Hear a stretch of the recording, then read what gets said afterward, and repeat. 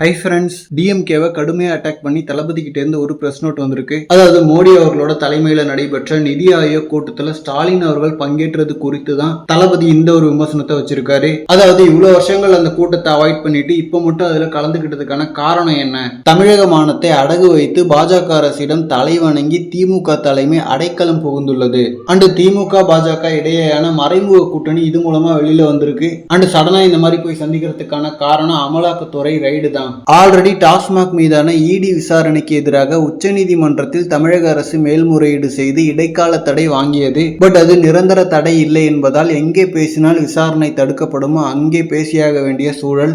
And Delhi தலைமையிடம் ஸ்டாலின் அவர்கள் அதை பேசுறதுக்கான ஒரு சூழலை தான் இந்த ஒரு கூட்டம் அமைஞ்சிருக்கு. அண்ட் இந்த பிரதமருடனான சந்திப்பில் இடி ரைடு பற்றி பேசவில்லை என முதல்வரால் மனசாட்சியுடன் வெளிப்படையாக கூற முடியுமா? போன வருஷம் நிதி ஆயோக் கூட்டத்திற்கு போகாததற்கு என்னென்ன காரணங்கள் ஸ்டாலின் அவர்கள் சொன்னாரோ அந்த காரணங்கள்லாம் இன்னுமே தொடர்ந்துட்டு தான் இருக்கு. பட் ஆனால் இந்த நிலையிலையும் போனதுக்கான காரணம் அமலாக்கத்துறை படுத்தும் பாடுதான். ஸோ இது மாநிலத்திற்கான நிதியை பெறுவதற்கான பயனெல்லாம் இல்லவே இல்லை. வெறுமனே குடும்ப சுயநலத்திற்காக தமிழ்நாட்டின் மானத்தை அடகு வச்சுட்டு வந்திருக்காங்க மத்திய அரசிடம் அப்படின்ற மாதிரி தளபதி கேவலமா கேட்டிருக்காரு திமுகவை. அண்டு சில மாசங்களாவே இடி ரைடு திமுகவை சுரட்டி அடிக்கிறது எல்லாருக்குமே தெரிஞ்ச விஷயம் தான்.